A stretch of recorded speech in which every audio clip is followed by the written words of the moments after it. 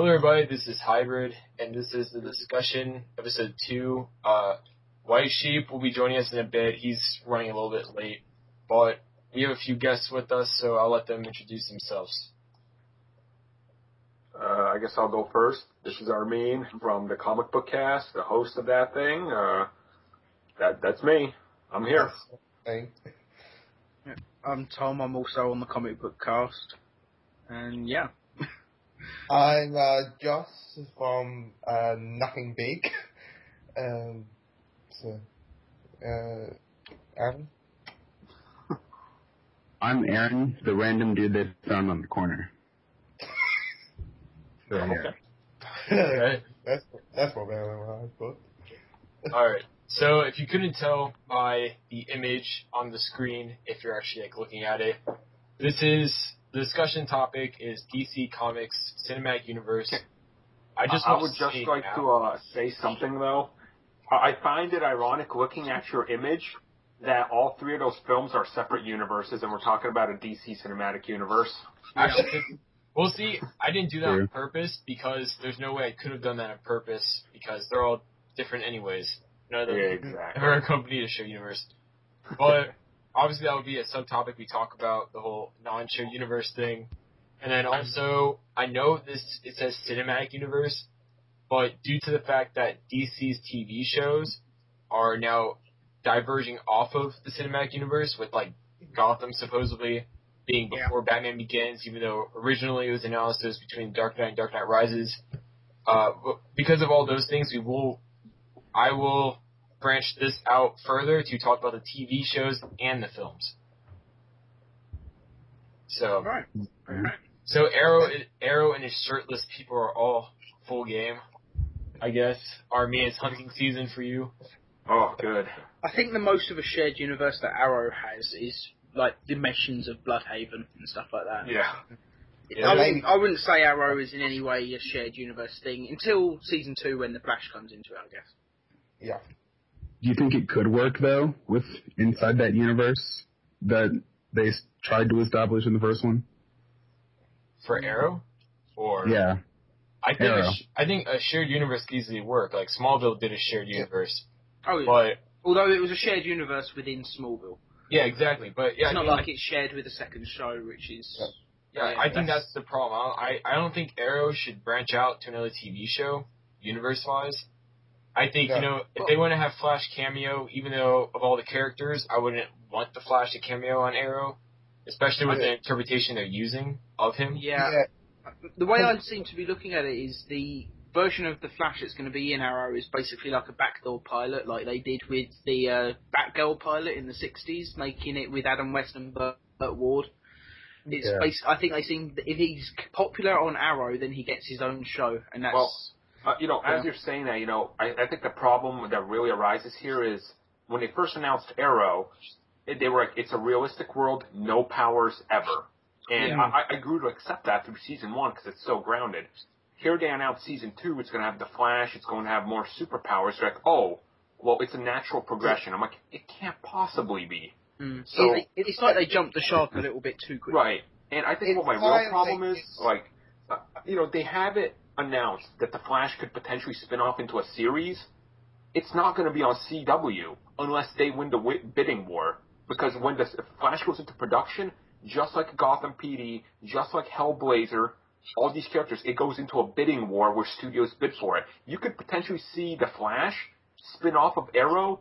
It's kind of like having Superman showing the Dark Knight. It doesn't really make sense. Right. Yeah, that's a good... Yeah. I think my main problem with it is because I know Smallville had the no tights, no flights rule, and at least they stayed with that, even though they kind of, pushed against it as much as possible.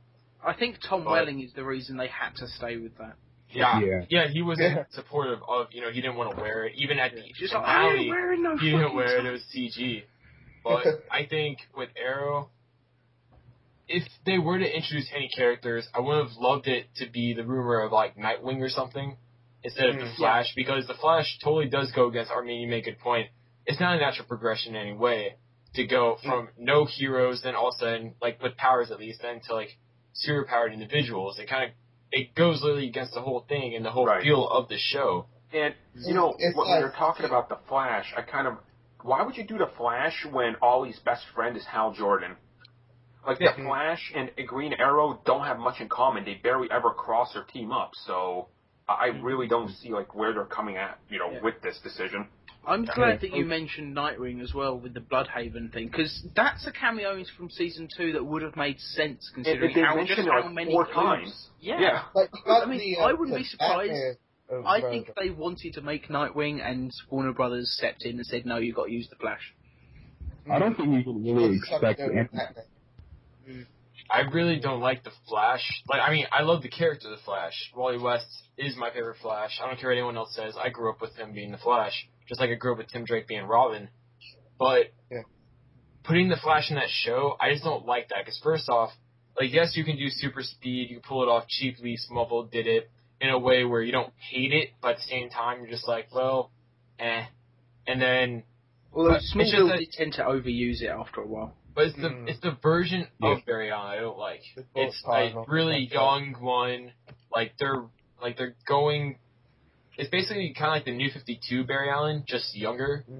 Yeah. And the way they cast, I totally thought they were casting for like Wally West. I'm like, well, this guy's young and looks inexperienced. He's like, no, it's Barry. I'm like, are you fucking kidding me? Like, I thought about this guy being a lab scientist.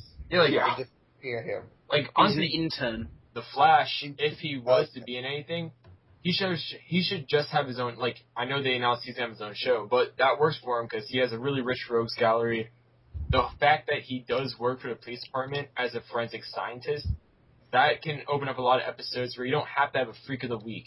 You can just have an episode where, kind of like, I guess CSI would be the appropriate kind of comparison here, but you could have episodes like that mixed in with, the superhuman freaks, things like that. It could be a really cool blend for a show. Kind of like how Agents of S.H.I.E.L.D. has that opportunity also. But I doubt WB or whoever is going to end up picking up the Flash if they decide to make it. I doubt they're going to go that route. I'm pretty sure they're just going to go Freak of the Week kind of thing, or they're just going to go CSI copy and, Yeah. The biggest issue is I don't think I can buy him as a forensic investigator because he's too young. Like, there's no way. Come on. It's kind of like just buying Jessica Alba being a scientist. Yeah. Did anyone ever really think that was a good scientist. idea? No, nobody did. I love her. Hey guys. I wonder how many people she had to sleep with to become a scientist. Would you guys think it'd be a good idea? Would you guys think... Oh. Go ahead. Who's going to talk? Oh. Would you guys think it would be a good idea? DC would probably never do this, but if they were to try to fuse the Arrow universe into the film universe so they wouldn't have to give Green Arrow his own film? No. If they were to do that? No? Doesn't work. I would enjoy it if they tried it because it showed balls, but they're not gonna. It wouldn't work. It'll be try and fail, and if it failed, they'll probably just abandon the idea. What I'm saying, I actually made a video that's going up sometime in October, probably the second week when I'm in New York, but it's talking about the series, and, like, the thing I see is the Gordon PD show. Why don't they just come out and say, that's a young Gordon, it's not set in Nolan's universe, it's set in the Batman-Superman universe. It's set in that Gotham. Why not? It would make sense, and if you can't see Batman because he's not there, it's like, okay, then it makes sense. He's not there. That would have made so much more sense. They could do what I always thought they should do, because cops, he'd be a much more public figure, really. Sorry, that news just depressed me a little. I think some technical difficulties. What's going on? What? What's happening? I think Josh cut out for a minute. I did?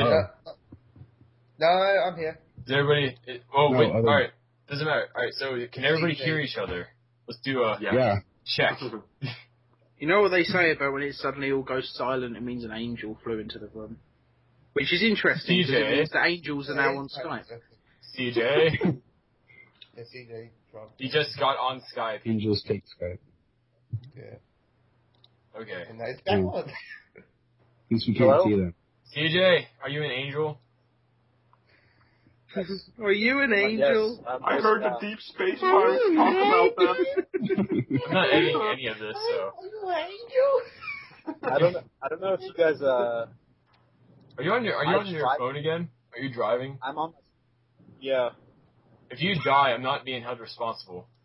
Yeah. Okay, but anyways, back to the topic. So we kind of talked about the TV shows, but let's talk about the movies a bit.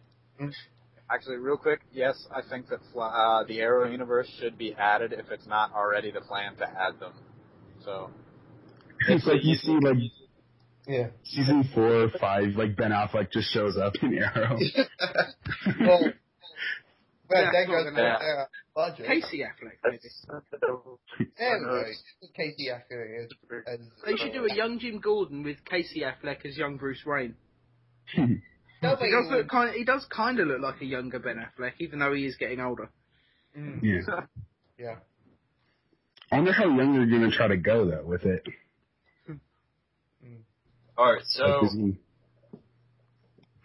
I guess we could just start with the beginning of the DC Cinematic Universe, the first attempt for it, which is Green Lantern. Everybody, I think their first attempt at DC Cinematic Universe was Catwoman. I don't acknowledge that. I don't acknowledge that. Oh god! They made it Metropolis. Well, anyways, Green Lantern, excluding Catwoman, because obviously we cannot have a black Catwoman. DC, cough, cough. They just made that shit up. Mary could have been a fine Catwoman if she had a better script, a better director, better choreographer, better everything. Just like Green Lantern. Pale, so it makes sense. She's an Oscar-winning actress. I bet Grace Randolph loved that movie.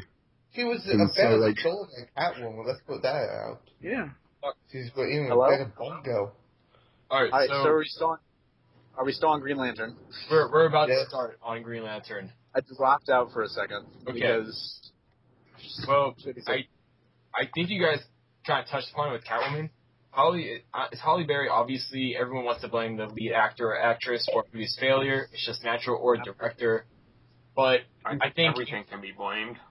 Yeah, well, yeah, exactly. But I think it's kind of like, a country. Everyone blames the president or whoever is the leading figure in that object or whatever.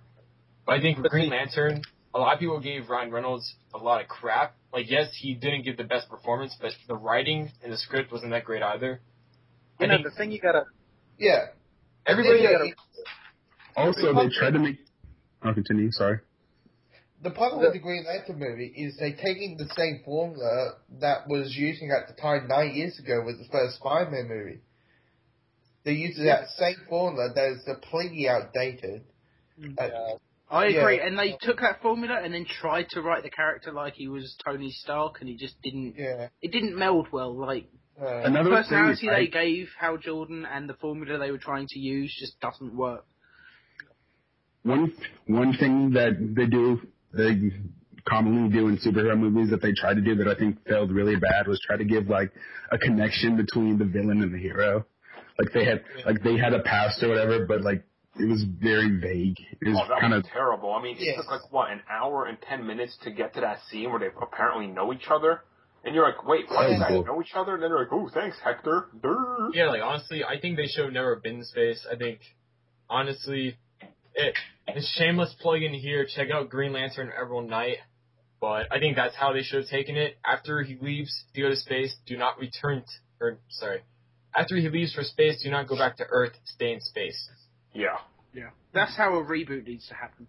Somehow I don't think it's going to have a connection between Parallax and Hal Jordan's ring than there was between really him and... It was pointless. Why'd they try to make that connection when there was nothing there? Yeah. They would be better off having him struggle with the fact that he's only got this ring because Parallax killed Abensur. Yeah. And that's it. And they were going to make a sequel. How sad. They wrote the sequel already. Yeah. They greenlit and wrote the sequel before the first one even came out. That's how sure they were that this was the start of a new cinematic universe. Well, speaking of that, did they actually bother to watch the fucking thing before they agreed with the sequel? Apparently not. Or did they just put it in front of a bunch of stupid people, but like, what do you guys think? And they're all paid off, being like, yeah, this is fucking great. It's like our generation's Star Wars. No, they watched it, but they didn't see it. They were just... Galaxy, if you think about it. Yeah, but that's what they were saying. The DC execs were all saying, like, oh, people were going to think of this as this generation's Star Wars. All they saw was money. Space. Well, obviously it's not, because Star Wars actually, I don't know, was in the stars. Yeah. Well, 5 minute, 10 minute sequence they had. I can see what DC's thinking was, though, like what the execs were thinking, sitting behind the table. They're like, okay, it's a superhero. Those movies do good, no matter how shitty they are. So if we make a character that can make anything out of green, we can produce any green product, and it'll sell. Except it doesn't fucking sell, and no one watches your shitty movie. Let's make him make Hot Wheels. Green Hot Wheels. Honestly, I never felt that any of the green constructs really could be taken seriously. Yeah, like even aliens that were Green Lanterns had human constructs. Yeah, well, like there was no personality to them. Like I didn't believe that someone willed that. I always thought that part of the thing with the constructs is he has to understand how they work to make them. Yeah, like, when he makes, like, a giant machine gun, does he know how every tiny little part in a machine gun works? He's imagining it. Yeah, like, that was a big thing with Jon Stewart, I remember, why his constructs were, like, really good, was because he's, like, architect and everything. He had engineering backgrounds also. He was in the military, so he, like, whenever he made his constructs, he made, like, every little piece. That's sweet. See, that's something they didn't really explain in the film. Yeah. That needed explanation. It just didn't work. Otherwise, just keep him making giant hammers and shit like that, because that's cool enough as it is. I also wish he would have had a real suit rather than the CGI thing. Yeah. I've seen some Comic-Con suits that have been put online that are much better than the movie version of Green Lantern. Like, it makes sense why they went CGI, because the whole... They should have gone physical with CGI extra bits. Yeah. Because the Green Lantern suit is fully energy, so it makes sense why they went CGI, but it just still... It just looked awkward.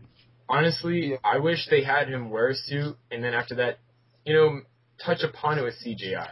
To give it the energy look. Yeah. But just have him wear a suit in the first place. Don't have him, just green screen from the get-go. That was, I think, a big problem. What was up for the boss? The Green Lantern budget was something like, in the long run, it cost over $450 million. Half of that budget went to just CGing the suit on him. You could have saved $200 million of the fucking budget by giving him a damn costume. It made no sense what they were doing with Green Lantern.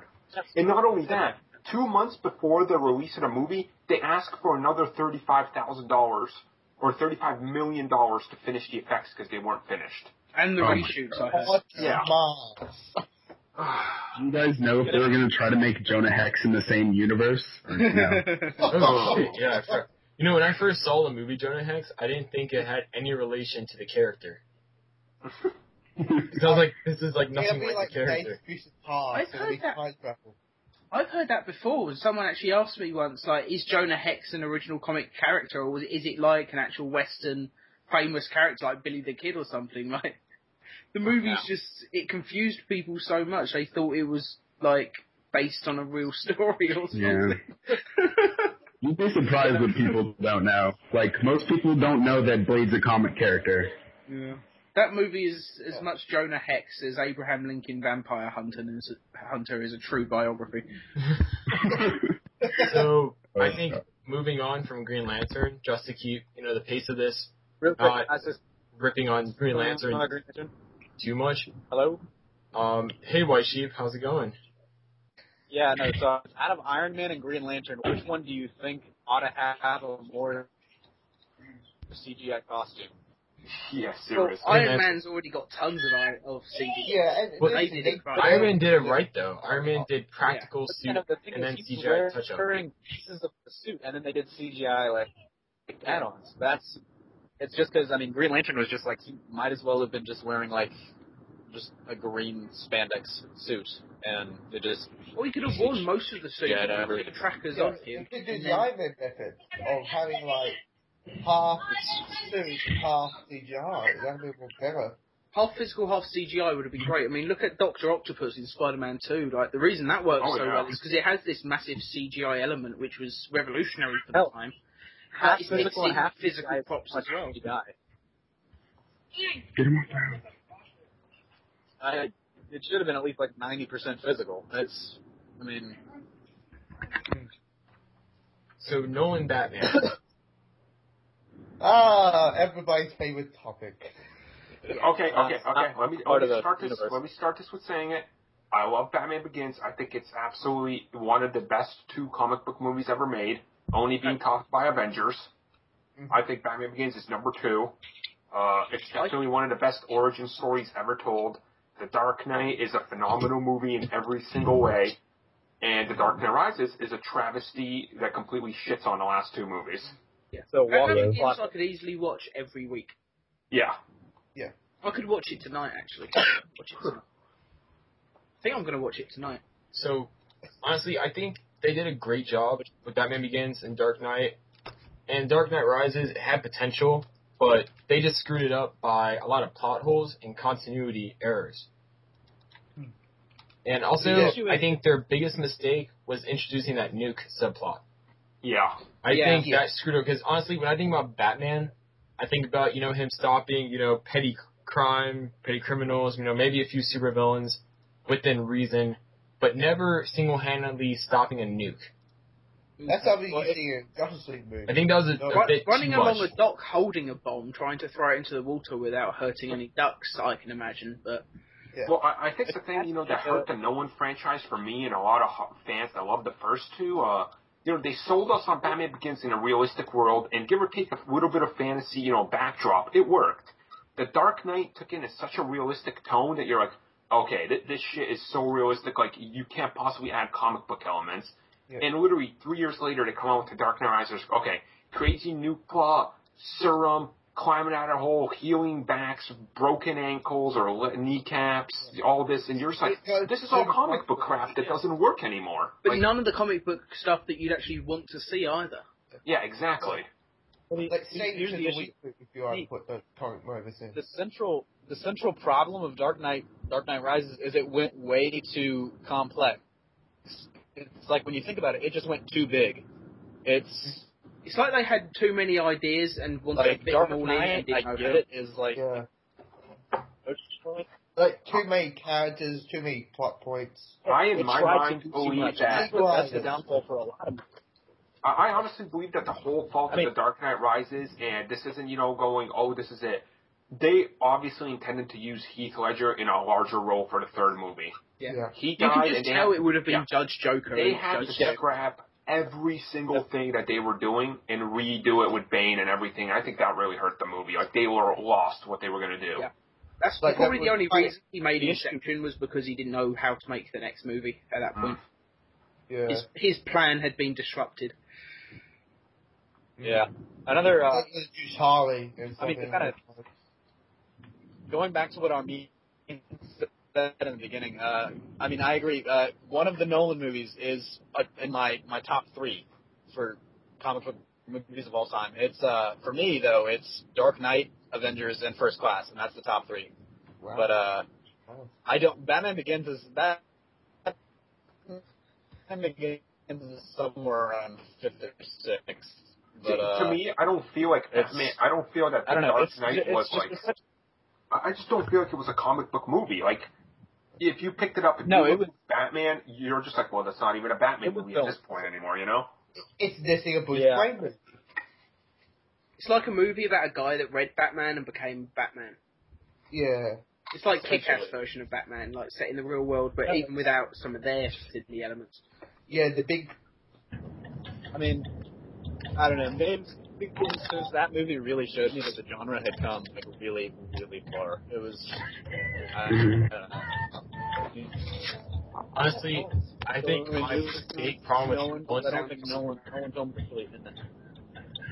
Before The Dark Knight Rises, I think my problem with it, and relating it to a cinematic universe, I think the problem with it was it really seemed like WB wanted to push them to that, like the beginning of their shared universe, and then Nolan obviously didn't want to, but obviously Warner Brothers wanted to because that was a big moneymaker, and I think that conflict and the fact that they really seemed to try pushing Batman, like I think I saw a toy one time, it was like the Dark Knight something, Adventures or something, and it had the Batman that looks just like from the Nolan film, so it's other DC characters.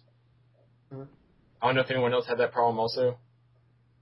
Well, hey, the good news is it doesn't really matter anymore because the Nolan movies apparently are not canon in the DC cinematic universe. Everybody, put your butthurt away. It's fine. The nightmare's over. Yeah. I can't see the Gotham PD show lasting more than one season. Yeah, no.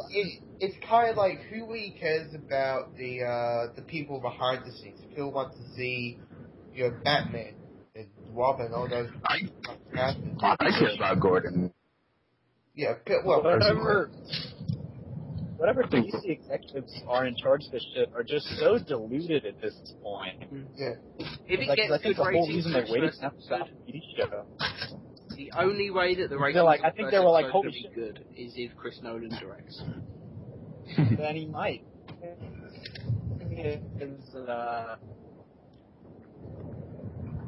think for me, it's like, I think they're just so deluded into thinking it's like, oh, we make the best shit and Marvel is just trash. And I think they might have had an idea, but I don't think they were seriously considering it until they saw all the, like, acclaim for Agents of S.H.I.E.L.D. and just the ratings for it. And then I think they kind of jumped on it.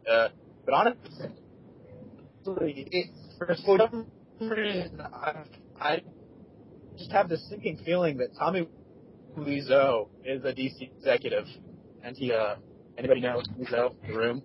That's right. I'm sorry, Joel isn't here. I think he would have gotten that. But anyways, it's just they think that they got the best shit in the world, but it's actually. I don't hate the idea because, like, look at Year One. They made an interesting story with Gordon there. So maybe they can do it with a series. I don't know. Yeah. And if they did like Year One, I think that would be the ideal. That would be the ideal goal. But that as DC has shown, it probably will not end up anything like Year One. So. And also, I think the big problem with DC and Warner Bros. Is they're just waiting till, okay, what is Marvel doing? If it works, we'll do it. Yep. If they do Miss Marvel, they'll do Wonder Woman if Miss Marvel works. Well, I think that is the problem. It's they're waiting to see what Marvel does and go, oh, me too. It's like, why don't you just take the risk first and for once beat them in something? Yeah, the thing about this is the daringness of Marvel will probably do a Miss Marvel movie soon, and when it does well, at least it's going to spur DC to make Wonder Woman finally, and that can only be a good thing. Marvel are basically saving DC at this point. Like, they don't even need their board of directors at this point; they just need to watch Marvel. Yeah. I wish. I wish Thor would have inspired them that, like, hey, this whole, mythological warrior shit can actually succeed in a movie format, and that's what would have spurred them to do Wonder Woman, but I guess it's not. So. Yeah, but the problem is the track record for lead female action heroes hasn't gone so well. So. I don't think that's the problem. I mean, I understand why they're hesitant, but they're hesitant because there hasn't been a good one. Yeah. I mean, if you look at decent female action hero movies, such as, Tomb Raider was pretty decent. Yeah. It's not great, but that did good. So what you have to do is get a good movie, not just rush a woman on screen with big tits, be like, yep, this will sell because that's sex appeal. Yeah. And the only downside to the Agent Carter TV series happening is I kind of wanted Hayley Atwell to be Wonder Woman. Yeah. That would be good. Yeah. She's talented, I feel like but she's all unless action. She can't act though. I don't know. Yeah. Like for me, acting is the why it was because I never saw it, but I mean, physically, Gina Carano would be perfect. That's an issue, yeah. I agree, but I think I don't know. I see that as an indication.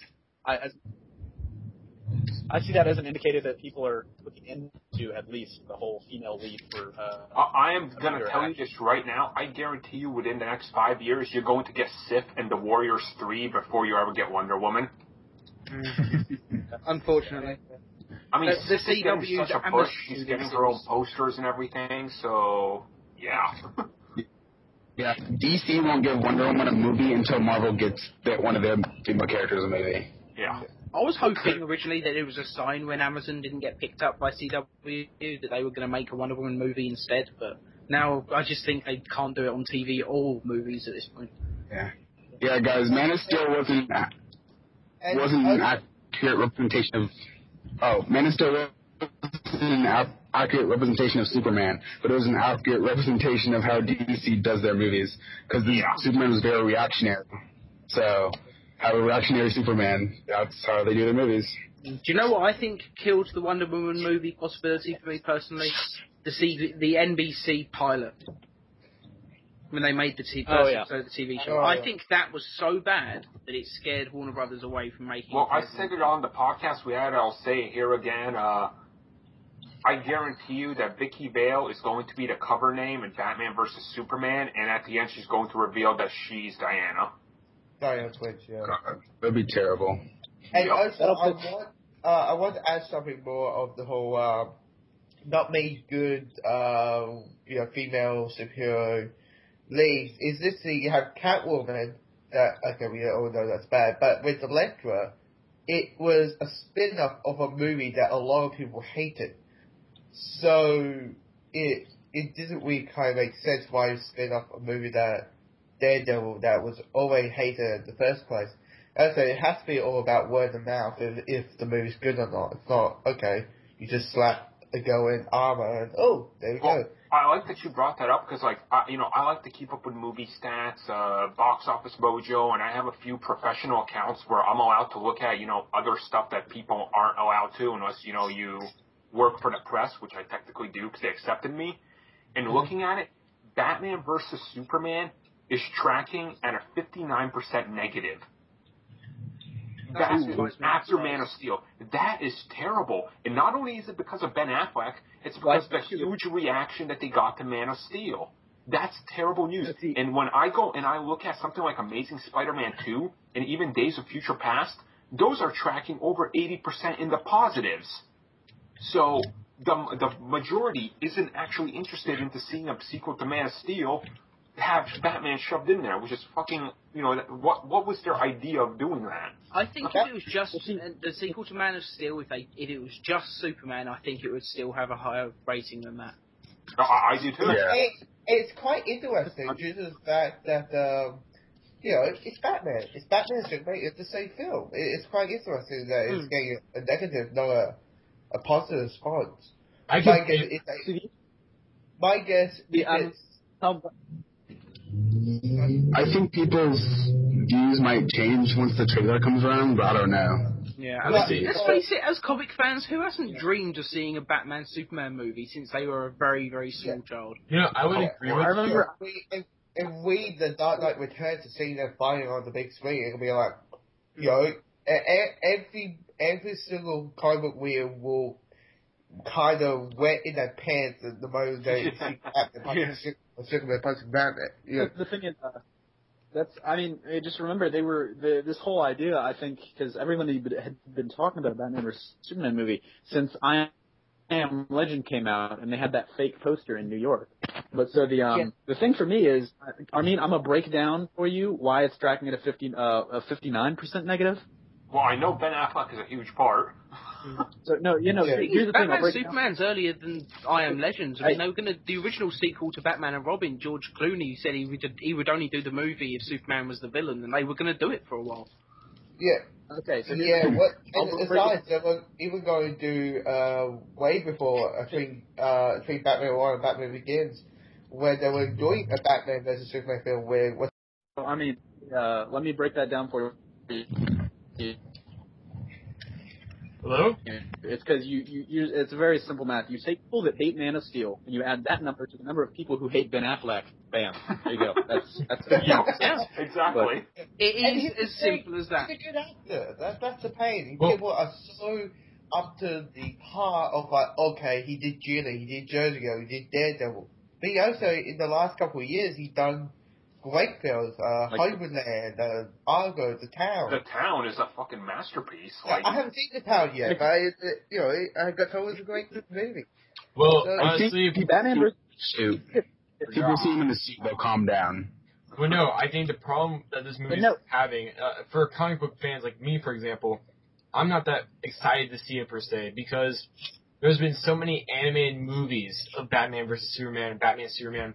There's been so many comics that have done it over and over again that it's kind of lost its, initial pizzazz. At least for me. Like the parents doing it. One was the Dark Knight Returns version of it. So, yeah. That's even worse for me. I hated the Dark Knight Returns interpretation of Batman vs. Superman. Even if you were to ever do Batman vs. Superman, it really comes to brain versus brawn to a degree. Like, Superman is smart. In comics, he's a genius. Even though they don't usually portray that. But I know, he can make super speed calculations in his head and stuff like that. So. Yeah, a lot of people seem to underestimate Superman's, mental capabilities, and on media that happens all the time. They have Batman outsmarting Superman, even though technically Superman, because he has a lot of his knowledge from the Forces of Solitude, which has unbelievably advanced knowledge. Technically, Superman should be smarter than Batman, but ignoring that fact here, Batman always has a talent for strategy, though. Yeah, exactly. Yeah, no, Usually it's Batman strategizing, using his equipment, etc. to evade I just want to, I want to jump in here and say this. With the way they're building this up, Batman's going to be, 20 years into his career, right? Regardless of what happens when this movie comes out and when Justice League rolls around, maybe 2017, 2019, Batman is going to be the leader. And I think that's, once again, the wrong way to take it. I mean, look at what happened in the Avengers. Everybody thought they were going to make, Iron Man the leader, and they didn't. It was more of a Captain America. Yeah, which is how it should be, yeah. Yeah. It's that line of, Tony saying, up to you, Cap. And it's like, whoa, the poster boy saying to the newcomer that it's his shot. Hey guys, I'm hoping at this point the title is it's an argument rather than an actual fight, like Kramer versus Kramer, Superman versus... Yeah. Hey guys, I just want to I think everyone's expecting Alien versus Predator. Hey guys, hold up really quick. Wait, hold up. You can say your review in a sec. I just really want to say, if you're not talking, maybe try muting your microphone, because we're getting a lot of background noise from somebody. And it would just help for Aaron at the moment. Someone's in a room. If you could just mute your mic while you're not talking, that'd be great. So yeah, that's still here. It's just we're getting a lot of background. Thank you. We're getting a lot of background noise from whoever wasn't muting the microphone, and it was hard for people to hear each other that much. So can everybody hear each other? Yep. All right. Yeah. So that's much better. But anyways, going, Batman vs. Superman, Man of Steel, stuff, Captain America leading the Avengers. I think the way I would go about it with, let's say they flew me to LA right now, and they were like, Josh, Hybrid, what should we do? I'd say make a Batman, introduce Batman last in your new DC Cinematic Universe. Do the whole thing they did. New 52 did it really well. Batman's been working covertly this whole time. Out of the limelight, not limelight, out of the, the public eye. This summer, Ben Affleck is the limelight. Yeah, out of the limelight. But that works for Batman, because Batman's supposed to be a very, stealthy, usually people just associate him, especially after the Nolan films, as a ninja. Ninjas aren't, public. They're not like, hey, look at me, I'm a ninja. They're more like, you're never going to know they're there. Until it's too late. Exactly. Yeah. So, he gets his back working. Hey, RB, guess what? So, we kind of jumped from Nolan and to, what is it, all the way to Batman vs. Superman. So, I have a special announcement for you. Oh, God. So, with Goyer's contract, do you know what that means? I don't want to know. I know. 9 times. Yeah, exactly. 9 times out of 10, he'll probably be writing Aquaman. And Jeff Johns will probably have as much input as he had with Green Lantern. Which, They're going to touch me. See, here's the part that makes me want to cry, though. Green Lantern, the Green Lantern we all know and love with the emotional spectrum, all that stuff, that is Jeff Johns' baby, right? Yeah. Like, nobody has impacted that character more than Jeff Johns. That's not even an argument. Now you have Aquaman. As much as that's Jeff Johns' New 52 baby, that's nothing close to how much he cared about Green Lantern. Right. Yeah. So let's just reflect how much they allowed him to actually do stuff with Green Lantern versus how much they let him do that actually stay with Aquaman. And also, personally, it's depressing, isn't it, really, to think about? Yeah. It really is. I believe that you get comic book writers to write the movies. Like, look at Arrow. The best episodes of Arrow are the ones that were written by comic book writers. Oh, yeah, the best episodes of Arrow are Jeff Johns episodes. Yeah, like, they're phenomenal.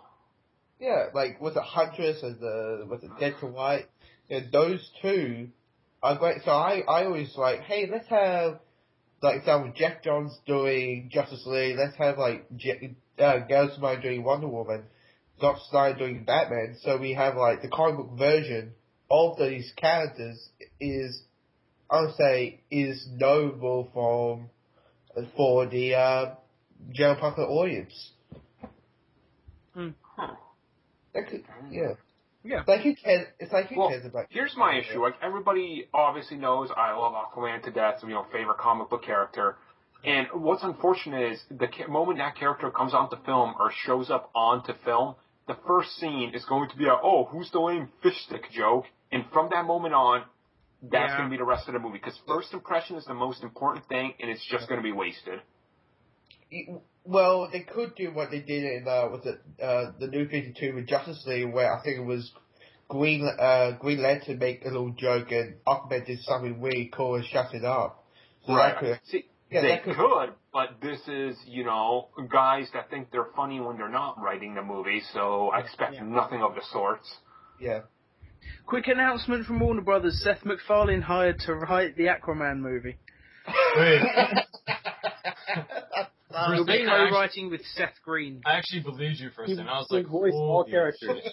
I knew he was. Aquaman will sound like it's all motion capture, and Seth MacFarlane is playing every character in a motion capture. I'm telling you right now, Flash appearing on Arrow, he's going to be called Quickie. I'm telling you.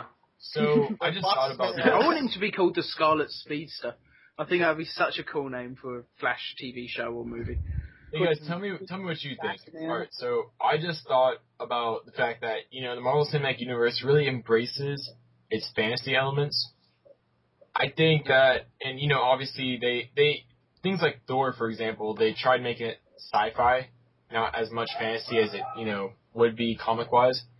I think DC could have really gone away with either going full fantasy or pulling what I call a Thor route, because Iron Man could be as much fantasy with the arc reactor stuff as it is anything else, but I don't know. What's your guys' opinions? I tend to agree. But I think if you're to do Aquaman, you have to embrace the fantastical side and the underwater mythology, and you really have to embrace Atlantis as this huge kingdom that's been there, watching over, and obviously, they're not going to do that, and they're going to try to base them on land, which means crap.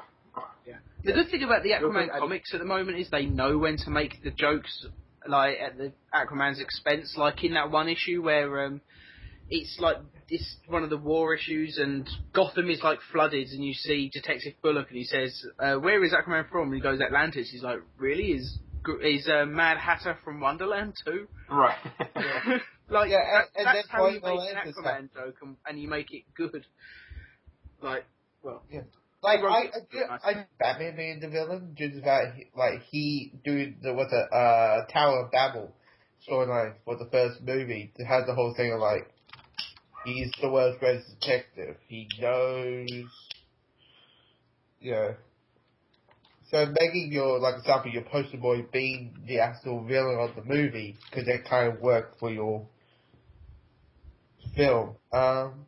Honestly, here's my opinion on what DC needs to do. I think they have to get together for a while. I think DC, what they should do is finish all their scripts in their shared universe, right? Yeah. And then have a mole sneak into Marvel and replace the Avengers files and see what they fix, and then just steal it back and redo it. Because obviously Marvel would know what the fuck they're doing, and DC's gonna be like, well, just do all the bad decisions, because they're... Yeah. Just wait until Marvel makes a Namor movie, and then DC can't wait till they make it. Oh my god, I'm waiting for Marvel to make a Sentry movie. Oh my god. Or Hyperion. I want finally DC having the balls, or in this case Marvel having the balls to just say, okay, Namor has a have a movie, let's do Aquaman. But they kind of had done it with Green Lantern before Guardians happened, but no one knew who the hell Guardians were at the time, so I can't use that as an example. Anybody knows what Guardians is, honestly. Like, I tell people, they're like, wait, a tree and a raccoon are a team? I'm like, yeah, they're like, that fucking sounds stupid. I'm like, alright. But you'll say, don't worry, the movie's going to be voiced by Vin Diesel and Bradley Cooper. It'll be like, okay, that's even more stupid. I try to explain that to people, and I'm like, Marvel, you need to... like, they're going to be more interested in go to see the Need to Speed movie than see Guardians of the Galaxy. No, PC Stays Grey, that's happening at that time. At least Need for Speed has Jesse Pinkman in it, bitch. You know what DC Cinematic Universe needs? Is more writers. Honestly, I know they really like how Goyer did, the Nolan films, things like that. But you need different writers for different projects. I think a perfect example is Bendis in Marvel, is that he starts reusing the same types of storytelling over and over again. And Goyer's been doing this too ever since Blade. They especially because he's been writing a lot of superhero movies and like origin movies, etc. It's bound to happen. The writers are bound to, take a bit from what they've done before. But different heroes require different types of storytelling and also different themes. And Goyer is naturally going for the same themes he kind of went for with the Nolan films, and it doesn't work with Superman. Superman is supposed to be a force for hope. He's supposed to, represent the best humanity can be, what everyone really wants to strive towards.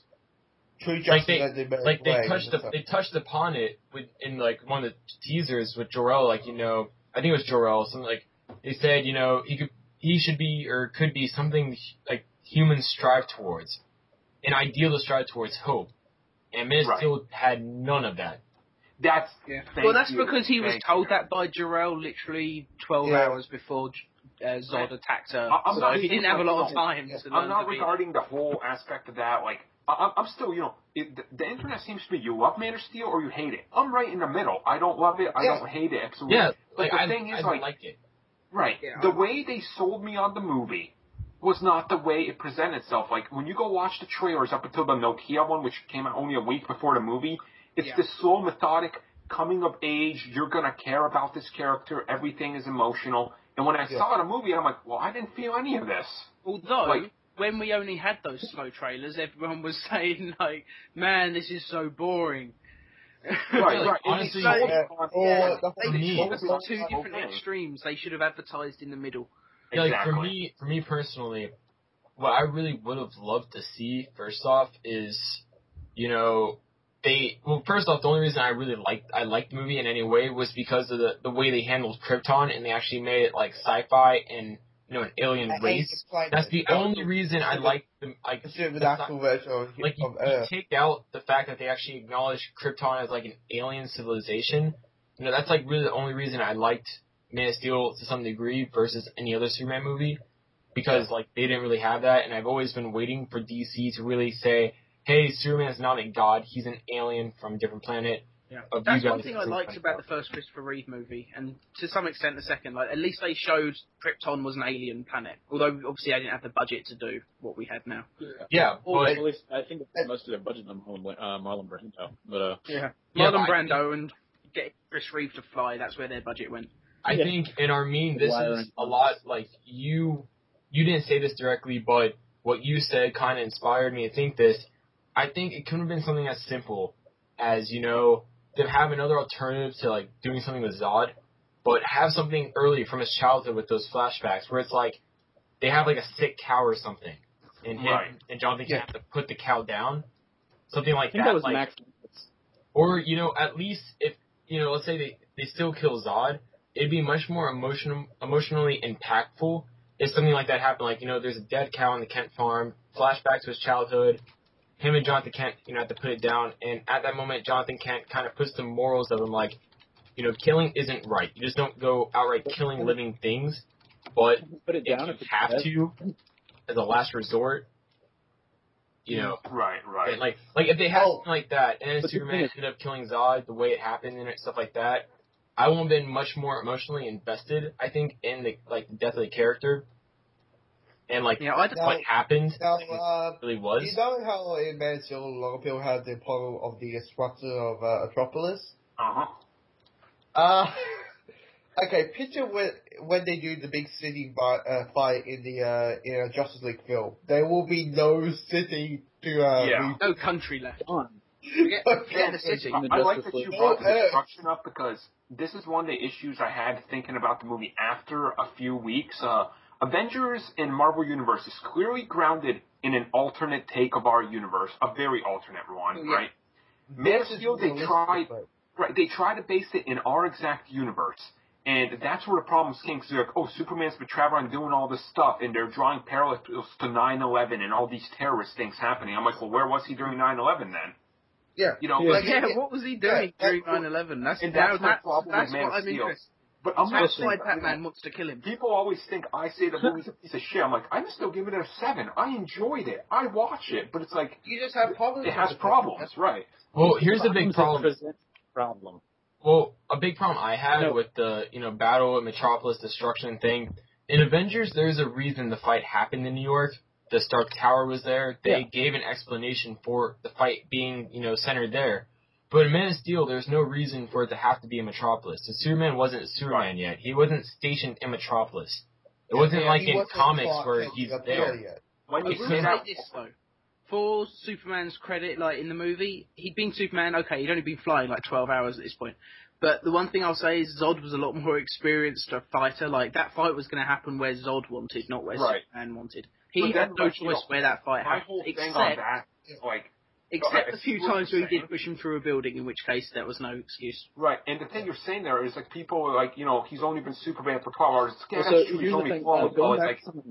What's his name? Zod has only been exposed to the yellow sun for what? Also 12 hours? He has fight training, though. Clark never needed fight training. Like, Zod's trained to fight against people as strong as him, whereas Clark, you think everyone is so much weaker than him, he just knocks them over with a quick brush of his hand. Right. Well, see, he never had to learn jiu-jitsu or kung fu. Well, it's hard for me to believe that, considering, you know, Clark puts a few punches on Zod, and Zod's, like, you know, going down, and Zod puts a bunch of punches on Clark, and Clark's like, come at me, bro. Like, I never really got a feel. It's Superman plus armor strength. And also Zod says, we know where this is going to end. You die or I do. So, in the end, Superman has to actually kill him at the end. Yeah. So we all know how it's going to slide. Well, I think I have no problem with him killing him. I just didn't feel like there was wasn't the time to do it in the movie. Yeah, there wasn't anything for me that, you know, I wasn't invested in the death. Like, usually when they kill a character, like Norman Osborn, for example, the way they handled his death in, you know, the first Spider-Man, I was invested because I was thinking about, like, what about Harry? And, you know, at least they had some sort of, like, connection with each other. And then, you know, same thing with Captain Stacy, not nearly as much, but at least it had much more emotional investment than Zod's death. I mean, it wasn't hugely overwhelming, but I mean, I felt something when Captain Stacy died. Yeah, exactly. But when Zod died, I was just kind of like, whatever. Yeah, for me, I got to what. There's a big difference when Uncle Ben dies in Amazing Spider-Man, and when Captain Stacy died in Amazing Spider-Man. I kind of had the.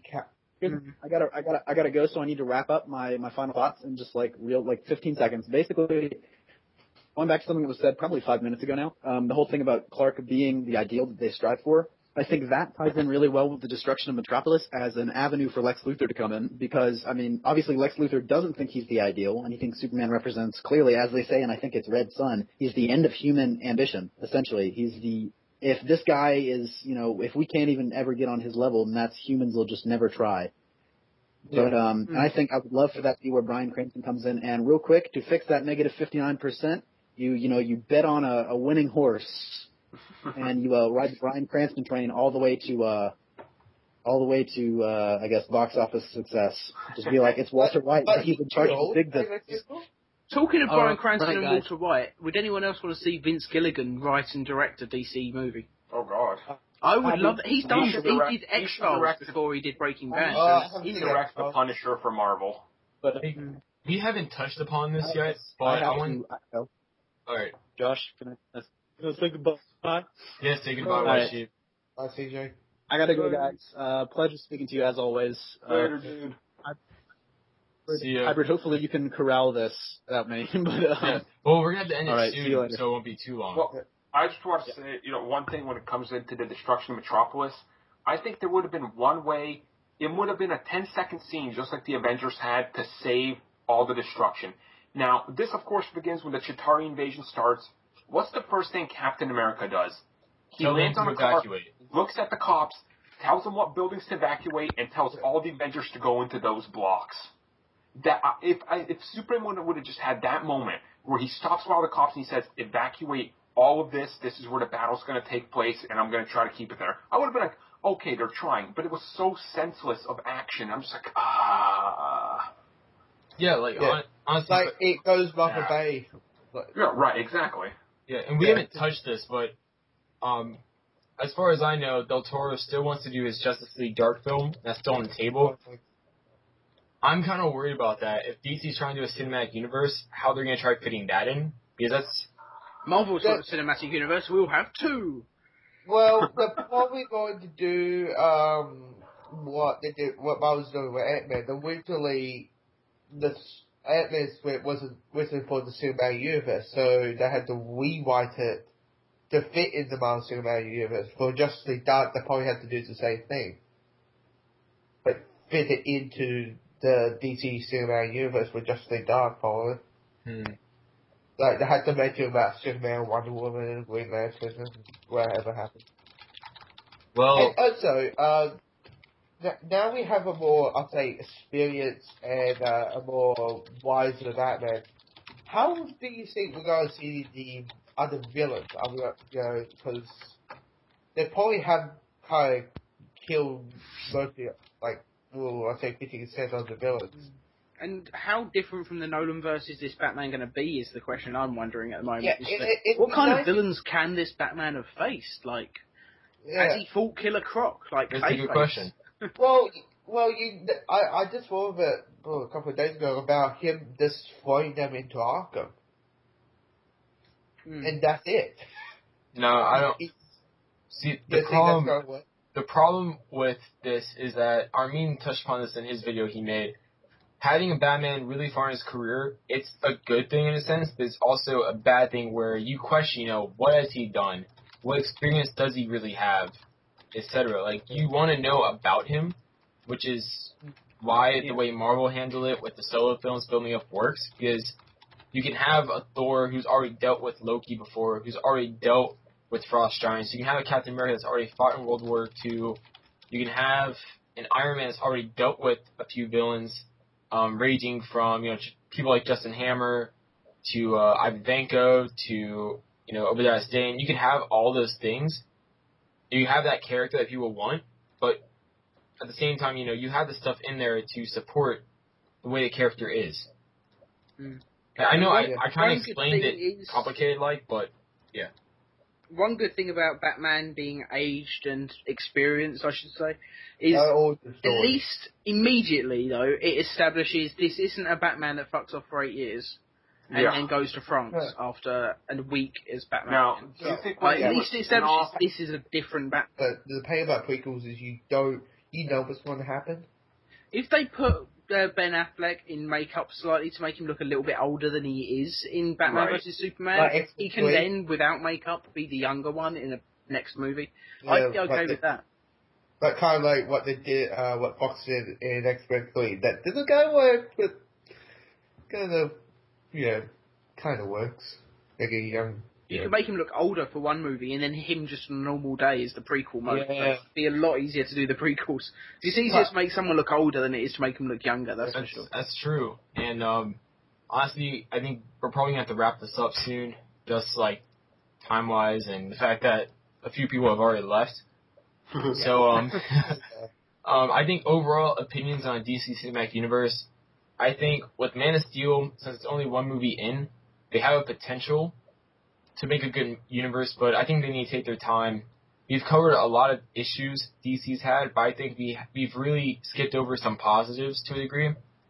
I think the positives they do have is the advantage that they're only one movie in, and their competition has a lot of movies in, so they can really learn from that. I think also the other big one is the fact that a lot of their heroes are better known individually than Marvel's, so they could really capitalize on that. Yeah. Where they don't have to do as much, name build-up as Marvel may have to do. Like, they don't have to have as many, like, for Marvel, for example, you could have an obscure character that Marvel, because they're Marvel, they would make a movie for or with. So, let's just say Groot, for example, and Guardians of the Galaxy. A lot of people didn't really know them that much out of the comic book fandom before the movie was announced. So, now they're putting them in, like, more, the TV shows, like Ultimate Spider-Man. I loved that episode. That was one of the few episodes of Ultimate Spider-Man I liked. Yeah, and the same thing with the Collector, too. The Collector appeared in Agents of Smash, I think it was. One of the Marvel animated shows. But, so, Marvel has to... I think that it was. Yeah, well, anyway, Marvel has to do those things to, get those characters some, I guess, exposure.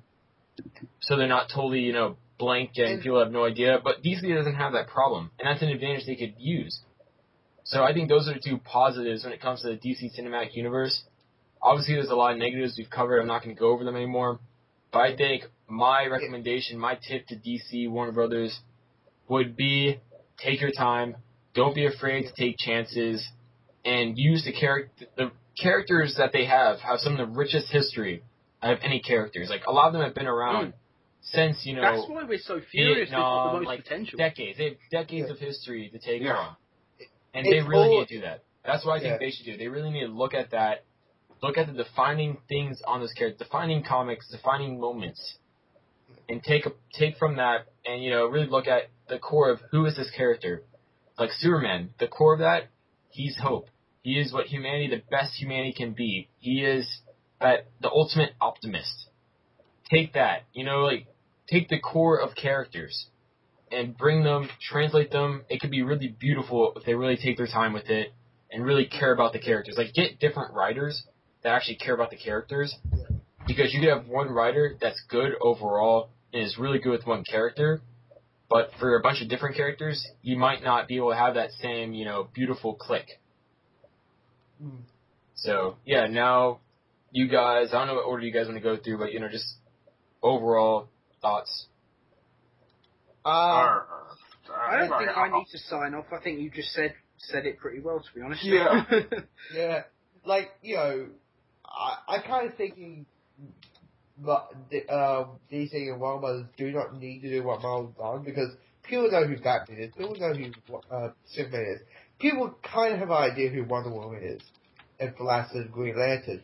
So, they can just jump to do AKA a Justice League film, but because of the anime movies, all that kind of stuff. But I think it'd be nice, as you said, get some new blood. Don't have like Goya, Ecclesall, Swift or Ecclesall movie, and don't even have Zack Snyder direct every single movie that is from the DCU. I kind of think you put it out very perfectly. Yeah. My thoughts, get Jeff Johns to oversee everything, and everything will be fine. Yeah, make him the Kevin Feige for DC. Yeah. My thoughts, I want to see Vince Gilligan write and direct the Batman reboot movie. Yeah. Maybe Ben Affleck direct a Batman movie or something along those lines. That'd be pretty good. If Vince Gilligan writes it. he's the best writer at the moment in television, I think. And I'd love to see him get into the DC cinematic universe because I think his voice works more to DC than Marvel.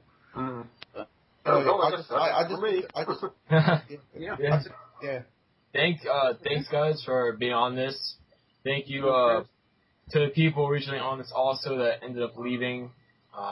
You won't be forgotten and stuff. No, just go through and edit each of them out individually. Just their lines. So every now and then it just goes silent. You hear us laugh. It's like better luck next week. I'll just implement Armin yelling guns instead. There we go. I still have that audio clip. I have like 3 copies of it. I always misplaced it, and then... You don't get a live one. I don't know.